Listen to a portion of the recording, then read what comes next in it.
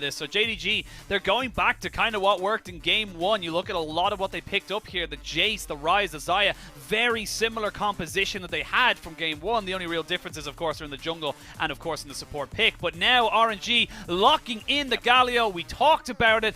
Leon is going to be having a bit more of a tricky time to play, but now Kanavi, he's found Way. Yeah, and Way's used a little bit of his damage already, so we're going to see now Sky Splitter comes down. I don't know if the Trundle really wants to fight this one just yet. The Aurelia's coming in. They may look to try and go for a 2v2. The mid laners are also roaming up as well. We're going to see Way now with the Predator coming in from Xiaohu on the bot side, though there was a fight already, and now they're going to jump in. This is terrible for the side of JDG. They've already lost one on the bot side, but they traded it back. We're going to go back into the top side as they're just going in toe-to-toe. They are going to try and use the bushes. The little bit of vision comes in, and now has no mana, has no flash, and nowhere to go.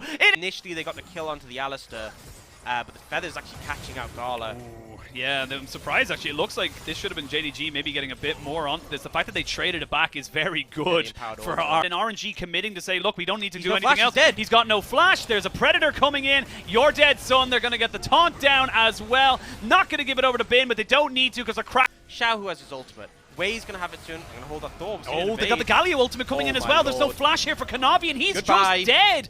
Flawless duet missing out on the top side as the Herald now down to about 1700. One more auto attack would do it. There we go. The Vanguard's Edge comes in. They've already killed off the Trundle. Now they can start to move back on top of Diagao and Hope, but they've got some feathers. They've got some damage as we get the Bear coming back in. They kill off the Aurelia, but at what cost? Because you cannot realm warp out of here. You have to flash away 369. Critically, if Kanavi shows top, but they don't kill Bin. Aurelia, you got to be careful. They're going to go into the mid lane. It's going to be Ming going in with the Solar Flare. Absolutely pinpoint accuracy. Single target CC harping on every single time about how 369 and Kanavi wear the win condition for the side of JDG. That is a zest of his side lanes. That is what we expect from RNG. And for JDG, you need a moment of magic. You need someone. Kanavi, 369. Hell, you've seen it from Yagao and Hope at the charge, but it will get chunked out pretty heavily. Yeah, it will bring it down to about a quarter of a third of its HP.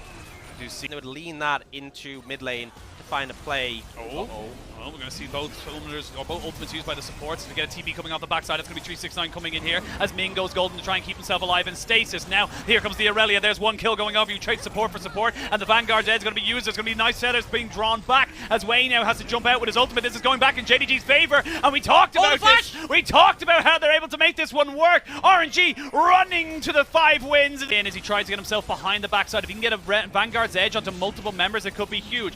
The poke is being mitigated as they get the Moonlight Vigil coming in. Kanavi going to try and steal this one straight away. They're a bit separated here on the side of RNG. It will be secured, and now Kanavi's left up a creek without a paddle, and now with the Solar Flare coming down, they will catch out Bin and trade it back, but there's only so much you can do. Xayah will fall, and they're trying to turn this one all the way back in their favor. RNG with a triple kill for Gala. Nickel there from RNG to get the Dragon in the 50-50. Kanavi's then hammering it, but that means mid lane is now vulnerable. Cleanse just he's dead! He's gone! He's gone! He was left alone for half a second and he got caught. Bot lane tier 2 They can end the game here. If they get the wave from bot side, they can 100% end this game. Look at this. They're going to go for the mid lane inhibitor. They're going to rotate down. Yes, you're getting a top lane tier 2, but who cares? You're losing everything here, JDG. RNG are just smacking them down, and we're going to see a fight coming in. This could be the final moment for JDG if they're not able to win it. Double tower turned off as Trundle will fall. The Jace is next, and everything's falling apart. A second reverse sweep is looking likely. The Nexus turrets are the only thing between RNG and a 3-2 scoreline. They are going to do it, for theirs is the power, and this is their kingdom. RNG, the Spring Emperors, yet to be defied. And this game was kind of them showing they still know how to play for the top laner. Actually, I've been doing the most damage, but the pressure was there. The goal difference is ridiculous. And you actually look, you compare this to some of the other series. This was a very, other games of the series. This was a very fast game. It was a low damage game. Like, the 80 carries the most with only 12,000. For the little tiger himself, it is Xiaohu. Honestly, the Galio, it will forever be in my mind as a Xiaohu pick. Yeah, I mean, it worked so well here in every way. We were talking about going into the pick before, saying this is a Galio angle. I was actually thinking JDG might ban it, because we expected the Ryze as like that...